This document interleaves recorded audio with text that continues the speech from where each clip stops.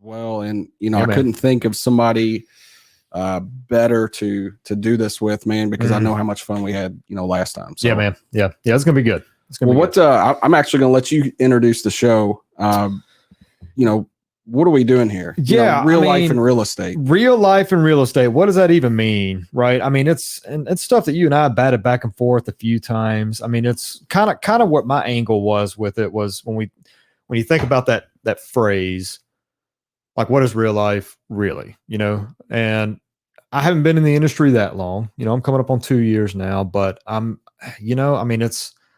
really good at letting everybody know the good side of things, like celebratory posts, which are needed and they should be there. Right. Yes, sir. But what happens between that first post where you can get under contract and then the last one where you're at the closing table? Real life happens. Yeah. So I mean, it's people just see the like you say, the glitz and glamour of things, and we want to kind of bring some perspective to you guys, like what happens. It's not going to be all just behind the curtains, but also real situations, real things that people are going through, and also tips and just ways to navigate the real estate transaction. So this is going to be some really good content, and dude, let's go ahead and jump into it. Yeah. With something that we're gonna do. We're gonna have a short segment at the beginning of every episode.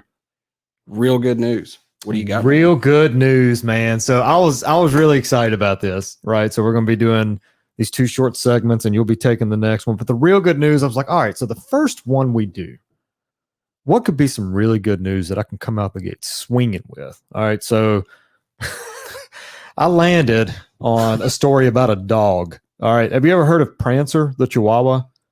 I have not. Okay. Look, you got to hear this, man. And you have to humor me on this. Okay. So I do have somewhere I'm going with this as far as good news goes. So there's a Chihuahua by the name of Prancer that blew up on social media looking for a forever home, was put up for an adoption. But the caveat is this dog hates nearly everyone and everything. Okay. So the reason it blew up on social media is from this Facebook post from the owner, the original owner. Her name is Tiffany. All right. And I quote, this is what she put on here. She says, okay, I've tried for the last several months to post this dog for adoption and make him sound palatable. But the problem is he's just not. There's not a very big market for neurotic, man-hating, animal-hating, children-hating dogs that look like gremlins. And this was on Facebook, all right? Okay. But I have to believe there's someone out there for Prancer because I'm tired, and so is my family. And can I get an amen? Aren't we all tired? Every day we live in the grips of the demonic Chihuahua hellscape that he has created in our home. So if you own a Chihuahua, and some of you might, you probably know what I'm talking about. He's literally the Chihuahua meme that describes him as being 50% hate, 50% tremble. If you're intrigued and horrified at how this animal sounds already, just wait. There's more. You hear? Just wait. There's more. Prancer came to Tiffany, the original owner, obese, wearing a cashmere sweater with a bacon, egg, and cheese stuffed in his crate with him. I should have known in that moment this dog would be a problem. He was owned by an elderly woman who treated him like a human, never socialized him. Sprinkle in a little genetic predisposition for being nervous, and you've concocted a neurotic mess, aka our dog, Prancer. First week, too terrified to have a personality. As awful as it sounds, I kind of liked him better that way. He was quiet, just laid on the couch, didn't bother anyone. And isn't that everyone's dream dog? Just the dog that just lays there. Chihuahuas are some of my favorite dogs too. All right. Well, maybe not after you finish hearing all this. We'll see what happens. I was excited to see him come out of his shell and become a real dog. I'm convinced at this point that he's not a real dog, but more like a vessel for a traumatized Victorian child that now haunts our home. Oh, that's awful. Prancer only likes women. So wouldn't get along well with you, Matt, or me. Nothing else. He hates men more than women do, which says a lot. But if you have a husband, don't bother applying unless you hate him. Prancer has lived with a man for 6 months, still hasn't accepted him. Bonds to a woman or women and takes his job of protection seriously. Offers better protection than Capital Security. Also extends to other animals. You have other dogs? You have other cats? Don't apply. for Prancer. It's not going to happen. They like being unless they like being shaken up like a rag doll by a 13-pound rage machine. That's what she calls them. So all that to say, like, this post went viral, and there's more, and I'm not going to read it all. If you want to check it out, you can check out Facebook. Ladies. All the single ladies. Prancer is not available anymore, because the good news is, so in the magic and the mystery of social media and the viral nature of it, there was a lady that found this post that was single and lives with a woman that stays with her. She works at a women's rehab center. She had recently had to give up a dog that sounded a lot like Prancer. Right. All right. Just life circumstances. And so she just happened to see this post on Facebook, and this Tiffany that originally posted it was like, I'll never find an owner. And this woman found this post, reached out, and the rest is history. And so Prancer has a new owner and is loved and cared for. And I think... Will we see the return of Prancer, though? I mean, it sounds like... I mean, with the description that was had on that... I mean, there's got to be another story that's going to be coming with that. Like, Prancer cannot go away. Yeah, he needs a sequel. He needs a sequel. Prancer Part 2. Yeah. Well, cool, dude. Well, no, thanks for bringing that. No, so the other segment that we actually want to do every time we meet... So we're recording. It's Thursday, May 6th. Mm-hmm. On this day. So did you know that in 1915 on this day, Babe Ruth hit his first major league home run? And then the man finished with 714 career home runs. Unbelievable. So that was 106 years ago. So jeez, man. In 2004 on this day, I know you said you never really watched this show, but Friends. Right. Friends. Right. We talked about this the other day. Aired, was their final episode aired today with 52 million viewers. Unbelievable. How did I not watch that show? I don't know. I mean, it's 52 million people that did. You were too busy rocking back then, weren't you? I don't know. I was watching Saved by the Bell or something, man. I don't know what's going on. Like, everybody watched that show. I don't know what happened. Let me give you one more. This is 1998. On this day, Steve Jobs introduced the first iMac. In 98. 98. See, I feel like that. I feel like that would have been like the early 90s. I mean, if I had to sit here and really think about it, but how big was the first iMac?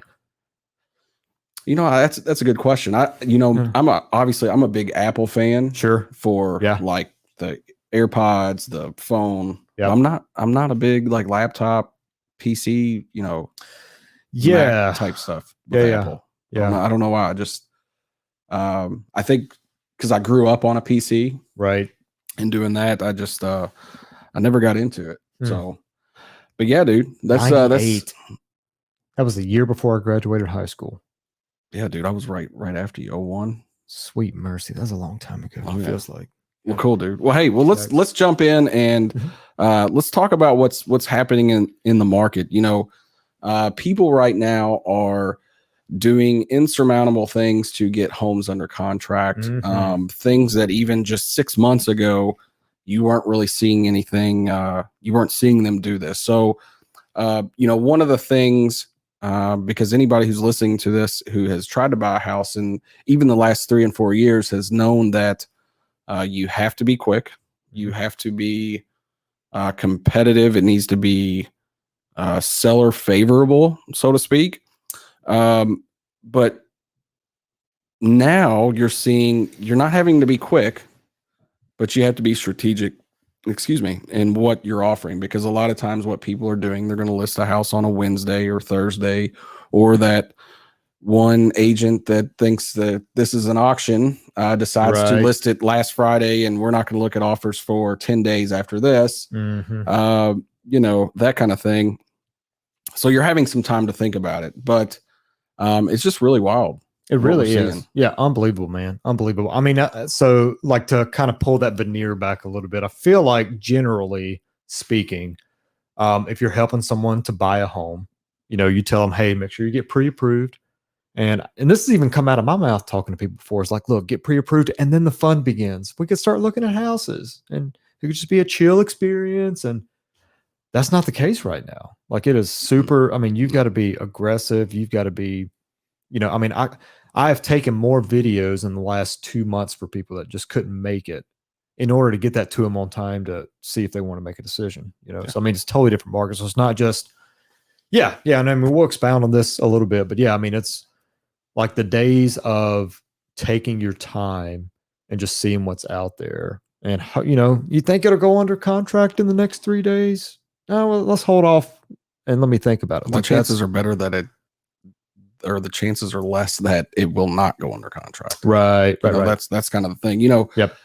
I mentioned the word strategy. I think another word that resonates, is patience, in this market. Yeah.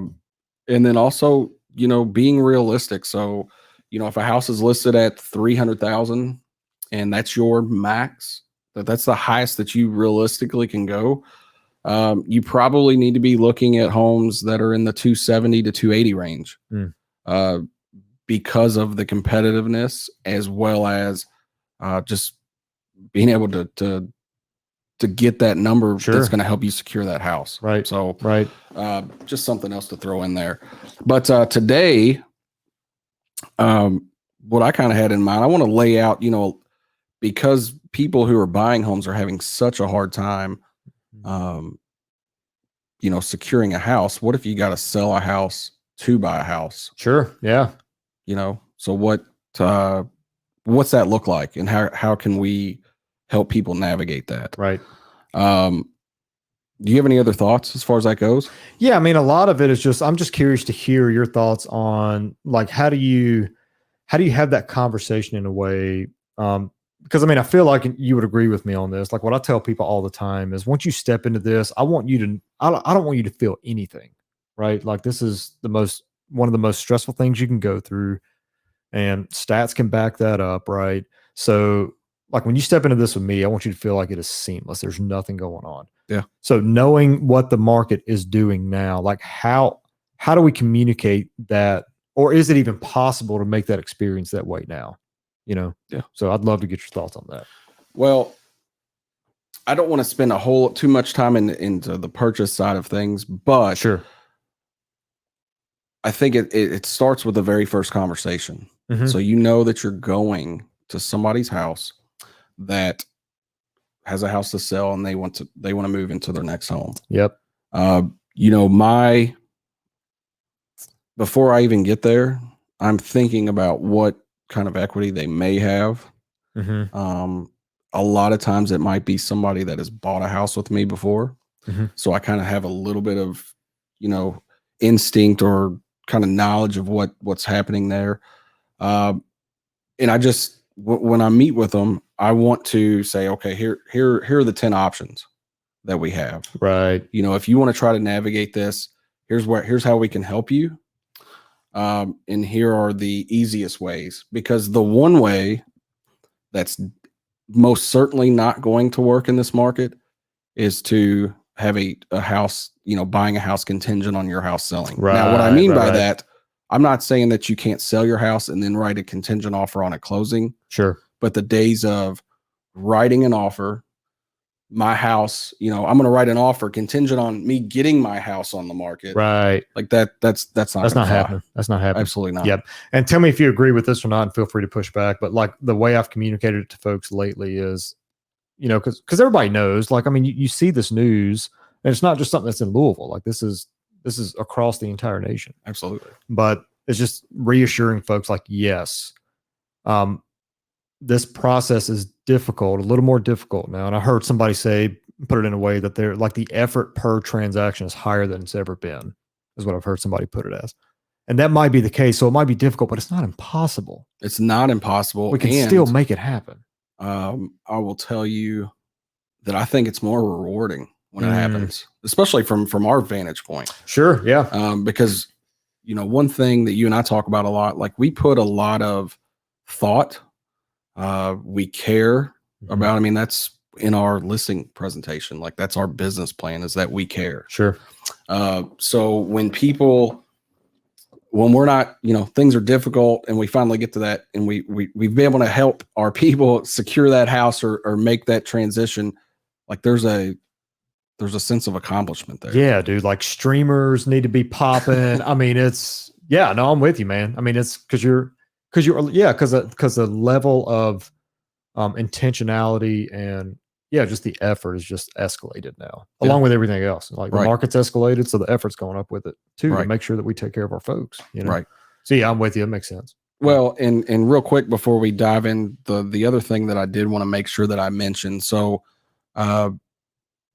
we have a supply shortage. Mm-hmm. Okay. Mm-hmm. So, everybody wants to refer back or, basically compare this to 07, 08.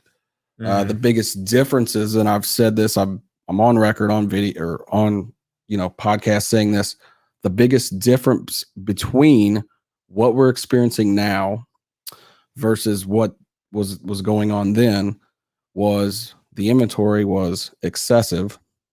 Right. The demand was short. Sure. Yeah. You also had higher interest rates, so that couldn't help infuse the demand, because money wasn't as cheap as it is now. So now, Tony, we have this shortage. Mm-hmm.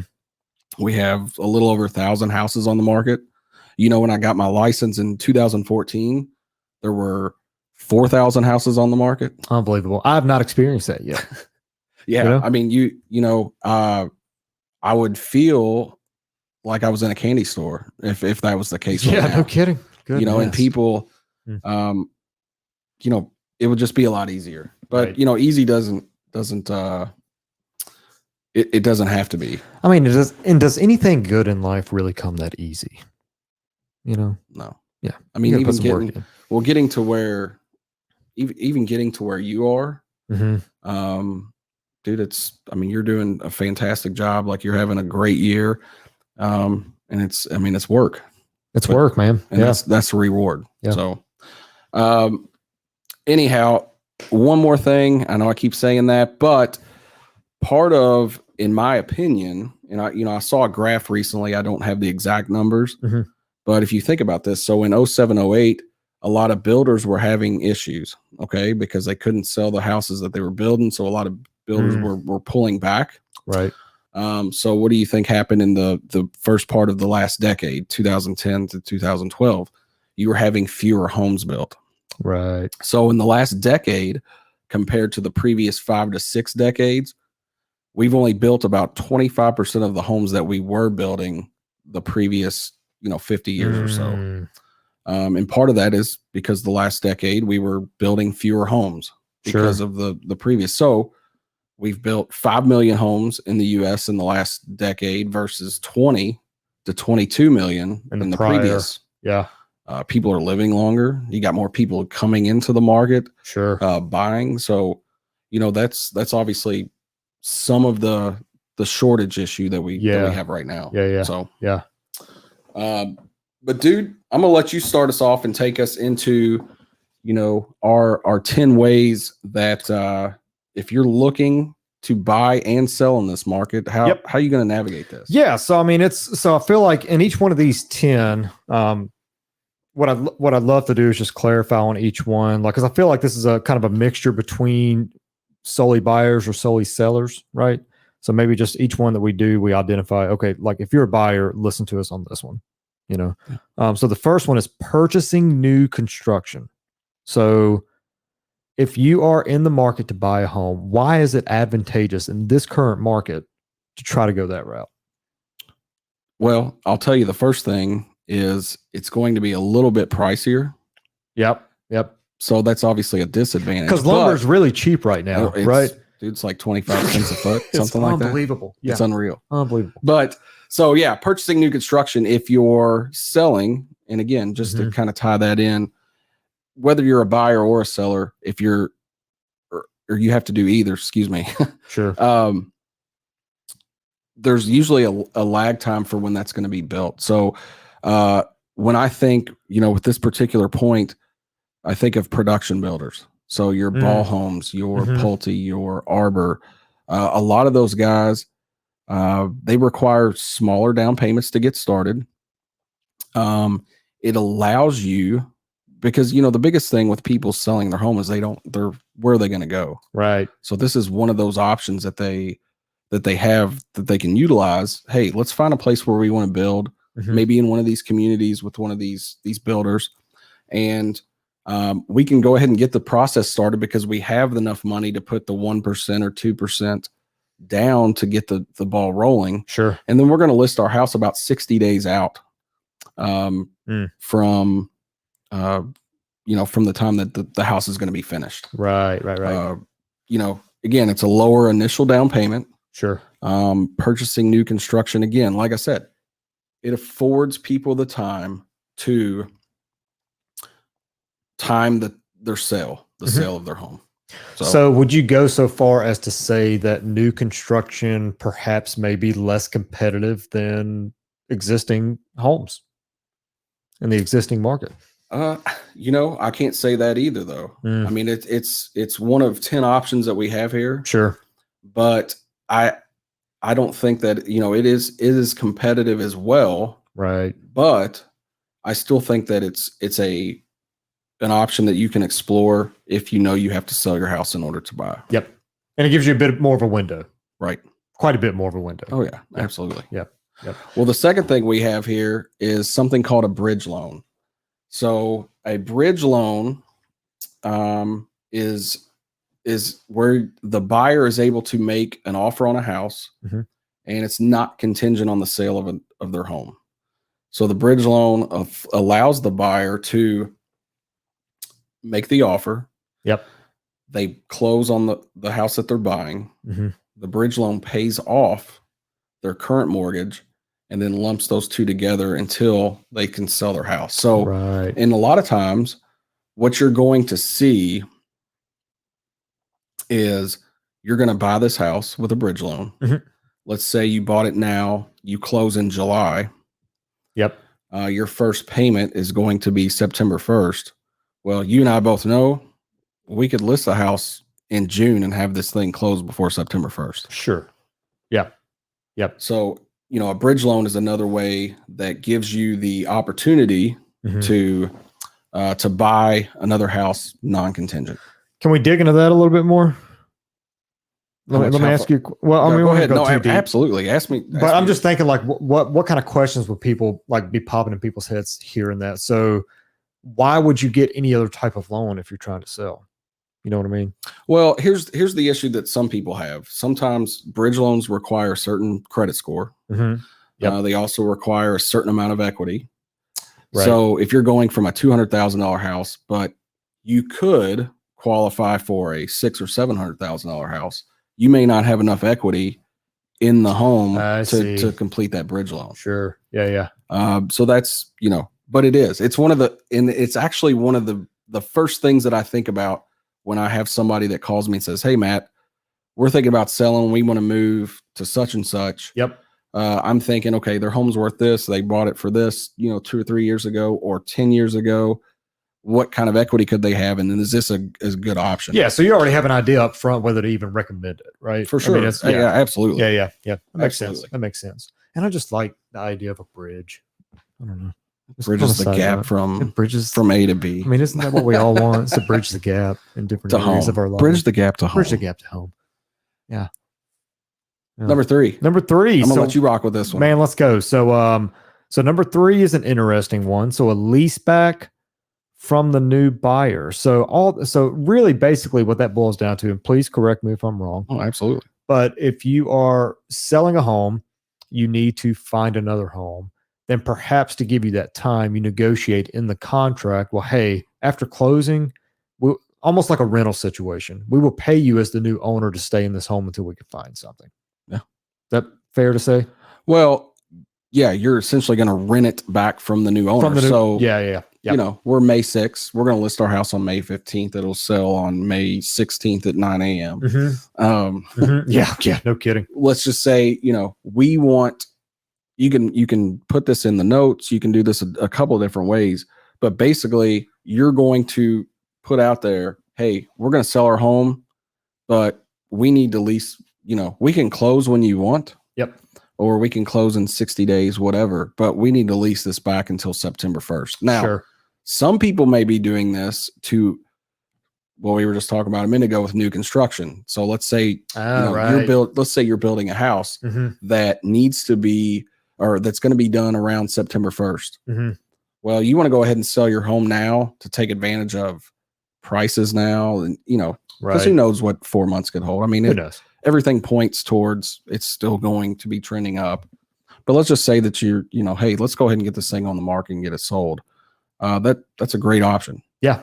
And it's a kind of a win-win too, right? I mean, it's going to pay for the mortgage for the new buyer. Yeah. Right. And then, and you've got a place to stay until you can get into that home. Absolutely. Yeah. Well, and why would somebody want to use this? It's because they need that security of, hey, sure, everything's going to be okay. Like they need that buffer. I won't be homeless on closing day. No.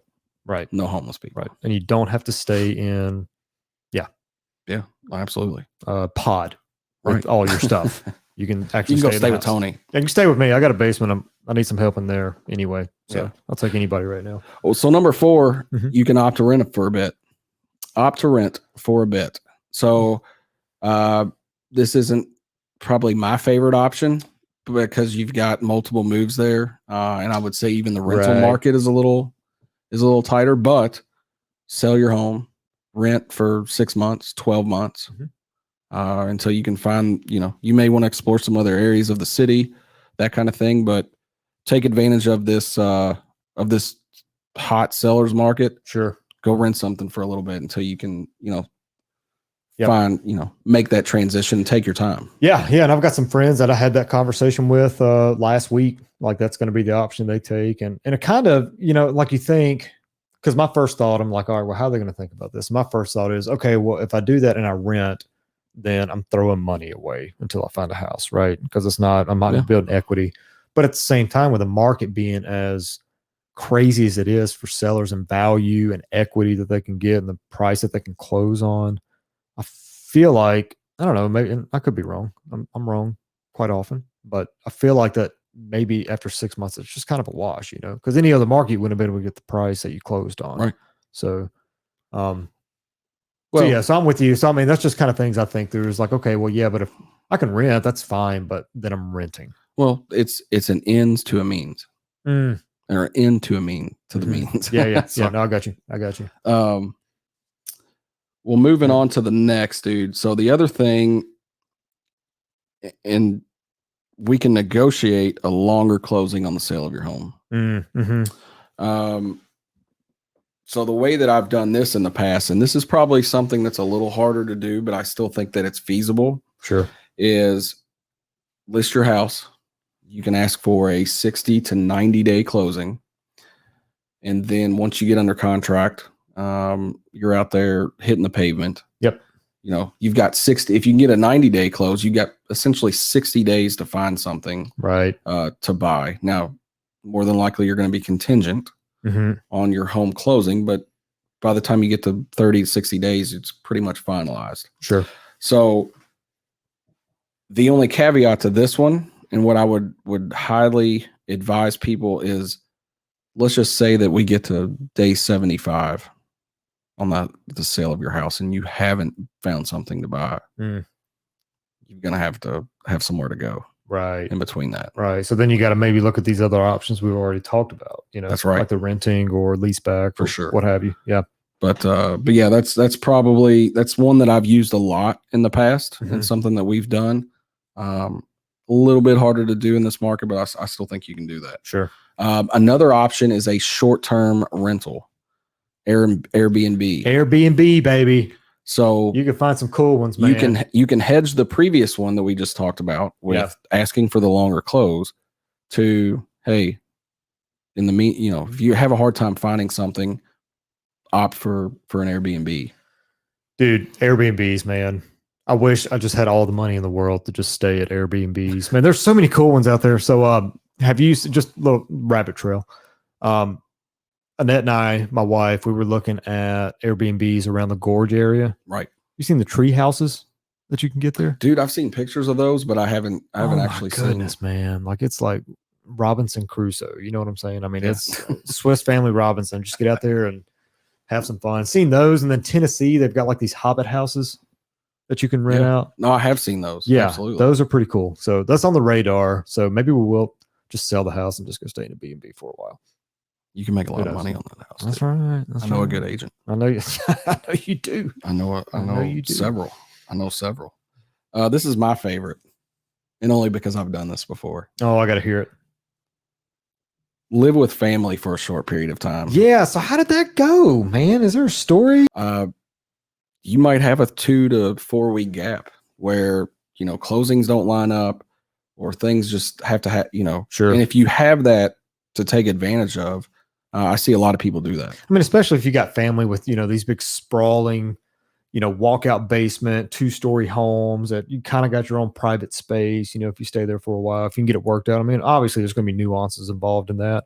And you probably need to like your family a little bit to do that too. Who knows? Maybe you can suffer. Even if you do like your family. Yeah.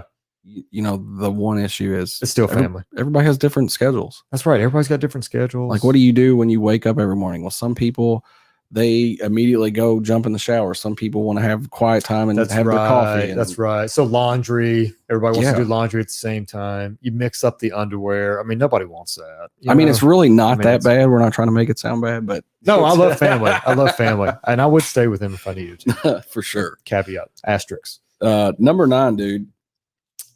Excuse me, number 8. Take out an equity line against your current home for the down payment on your next home. So yeah, I'm curious about that one, man. I don't think we've talked about this much together. So kind of explain that one to me. Well, so let's say that your house is worth $250. You owe $100 on it. Yep. If they know you're buying another house, you're less likely to qualify for this equity line, or you may have an existing equity line against your house. So you can use or withdraw those funds and use that for a down payment for a second home. Now, the big thing with that is you do have to qualify to own both homes. I see. From a debt to income ratio standpoint and that type of thing. But that is one way that you can purchase non-contingent and navigate it that way as well. Is that what folks call a HELOC? It is. Yeah. So a home equity line of credit. Again, some places we actually have a place that we use or that I've recommended before that will go all the way up to 100% of your equity. I don't particularly like to leverage myself that high, but in this scenario, if you're trying to sell and buy, I think it's a great option, especially if you qualify. Yeah. Yeah. Number 9. So kind of piggybacking off of that last one, you may have enough funds just setting aside $5,000-$10,000 to do 3% down, 5% down. Yep. On another home and qualify. So you may not even need the HELOC for the down payment. So you might have enough funds to just do it and then just sell whenever you get ready. Yeah, just do it. Yeah. I mean, and that's part of pre-qualifying people. Sure. Like when you're meeting, you're sitting down with somebody for their first appointment. There's a lot of questions that we ask to pre-qualify people to try to help them navigate this process and find out what the best solution is for them. Sure. And then just because, time and that kind of thing, I want to go to number 10. This one's really wonky. I've only seen it a couple times, but a reverse contingency. Oh, reverse contingency. Never heard about that until we got into the market that we're in now. That's right. Yeah. So it's crazy. Reverse contingency. You list your house. Yep. You put a form on the MLS that any contract you receive or that you accept is contingent on you finding another home and securing another home within 30 days. So it's 45 or whatever. That's what I was going to ask because I haven't actually seen one or had to deal with one. So there's a time frame on when the seller has to buy a home. Right. Or find a home. And all of this stuff is negotiable, as we know, in real estate. But I think what is probably most common is 30 days. Okay. So you and I are going to list your house on Thursday. Yep. Or today. We're going to sell it on Sunday. We're going to negotiate with this buyer that, hey, we need 30 days to find something else. If not, we're going to pull the plug. Now, it's less attractive to buyers, but the buyers are having so few things to look at right now they may not even care just to get something wrapped up and secure just to get something on paper. Yeah. Like just get something under contract. Yeah. Yeah. There's been and I've only seen it a couple of times on listings. It hasn't been often. I remember when this first came out, I thought everybody's going to be doing this, but I haven't seen it frequently. Right. So yeah. I'm actually really surprised that more people have not done this. Right. But it's definitely something else that that you can use to take advantage. And so, kind of just to sum up and review a little bit. Excuse me. This is all about helping other people. There's many ways to navigate. Sure. This market. The market is challenging as I have seen it in 8 years. But I think there's challenges in every market, and you're just trying to find that solution to help people achieve what they want to achieve. Sure. Yeah. I mean, it's pivot, right? Like you pivot and adapt to the circumstances. And at the end of the day, like what hasn't changed is the goal, right? Everybody that we're fortunate enough to help out still has the same goal to buy or sell a house. Right. What happens within that and how that looks depending on the market is where you got to adjust. So, that we've got that hashtag that we use all the time. The agent you choose matters. There you go. The agent you choose matters. That's hashtag. Right. But it really does, right? I mean, there's got to be options there. It's not a one size fits all, right? And even within these 10 different avenues that you could probably go down, that's not going to fit for everybody either. Right. So that's where you meet people, you hear their story, know their story, and let's figure out what the options are to get you where you need to be. Like that's what we're here for. Well, and the other thing, you just said it, the agent you choose matters. Well, it's not just about, hey, knowing these things are available. Right. But also having the resources, Bingo. the experience of navigating these things. And it makes a big difference. Yeah. Yeah. So Tony, just real quick, just to review, I'm just going to highlight real quick before we wrap this up. So if you have to sell to buy in this market, purchase new construction. That affords you a little time to get the house ready, usually an 8 to 10 month process, because of lag and that kind of thing. You can lease back from the new buyer a certain particular time, whatever you can negotiate with a buyer. Opt to rent. So go ahead and sell your house, find a place to rent 6 months, 12 months, so you can take your time and really figure out where you want to be. Negotiate a longer closing on the sale of your home. So ask for 60 to 90 days, afford you some time to go find something. And then obviously if that doesn't work out, you're going to need somewhere, a temporary place to go then.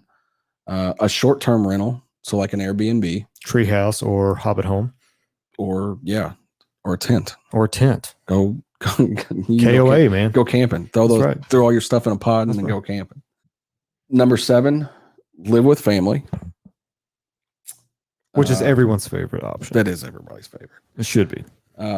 Number 8, you can take out an equity line of credit to acquire the down payment funds needed for your next home. Now, obviously, that comes with you need to qualify for both homes. And I do want to say that just because you qualify for both homes, it may scare you because of the 2 payments, but with what we were talking about earlier, you close in July, your first payment's September 1st.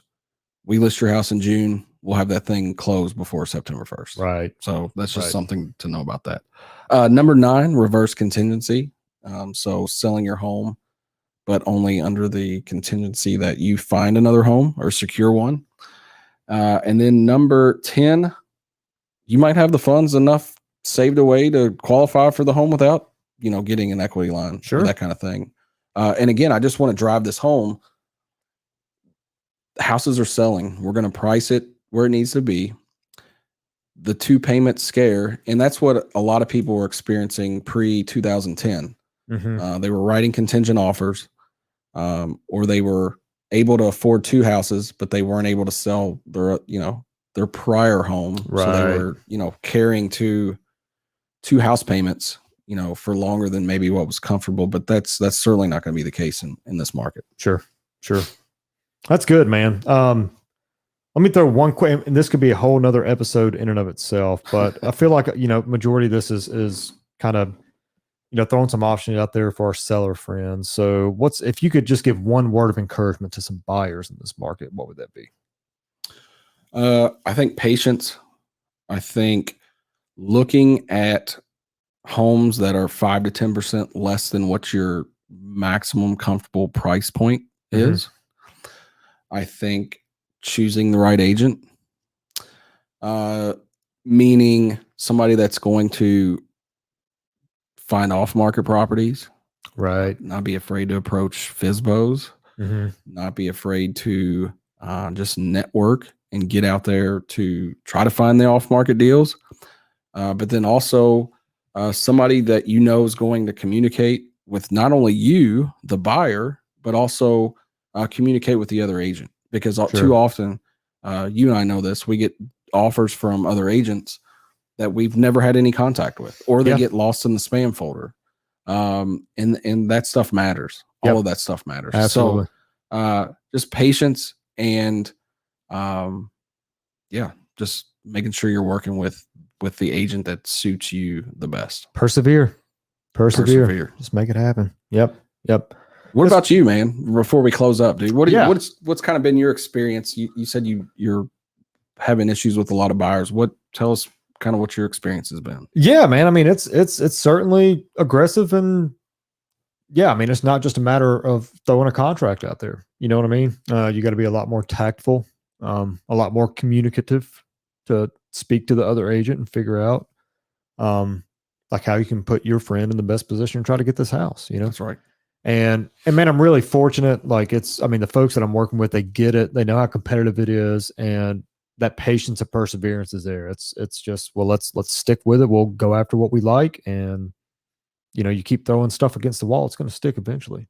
So what we just said a minute ago. So how do people know that about you? It's because you communicate with them. You communicate, man. You talk to them. There's no surprises, no smoke and mirrors. Like that's what this. I feel like that's what this whole thing is all about. Like it is not Alice in Wonderland out there right now. It's a wild, wild west. Yeah. And so when you go out there, you need to be ready for it. You need to know up front. My biggest goal is to just take away the surprises as much as possible. Stuff's going to pop up, right, that you can't foresee and it's out of your control. But as much as what that is in your control, the folks that you're helping need to know that. You're doing them a disservice if they don't. That's right. Because disillusionment is the biggest enemy you can have in this market right now. I agree. So I agree, dude. Yep. Well, man, dude, for our first episode. And let me say, man, you're looking pretty dapper today. Yeah. I like slick it. You like that? I like it. I don't know. I've been doing some different things, but anyway, hey, thank you everybody for tuning in. Our first episode of Real Life in Real Estate. We'd love comments, suggestions, feedback. Please. We're in the process of putting together our social handles: LinkedIn, Facebook, Instagram. Real Life in Real Estate, Louisville, Kentucky. Yep, they'll be ready by the time this episode drops. So just search it. Real Life in Real Estate, Louisville, Kentucky. You can find Matt and I anywhere on the socials. Just Matthew Hoagland, Tony Standrod, here for you guys. Thanks for joining us, friends. Love you, brother. You too, brother.